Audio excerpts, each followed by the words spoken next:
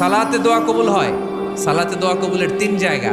একটা হচ্ছে তাকবীরে তাহরিমার পরে আমরা সানা পড়ি না, আমরা তো একটা পড়ি, আল্লাহর হাবিব সুন্নাহ এবং নফল নামাজে আরো পড়তেন সানা, ওই দোয়া কবুল হয়। দুই নম্বর জায়গা সালাতে সেজদায় পড়ে দোয়া করলে কবুল হয়। আকরাবু মা ইয়াকুনুল আবদু মির রাব্বিহি ওয়া হুয়া সাজিদ ফাকসিরু ফীহি দুআ। বান্দা যখন সেজদায় লুটিয়ে পড়ে বান্দা আল্লাহর সবচেয়ে কাছে চলে যায়। তা কিন্তু বিশ্বনবী বলে সেজদাটা তোমার রবের কুদরতি পায়ের উপরে পড়েছে। সেজদায় পড়ে দোয়া করেন।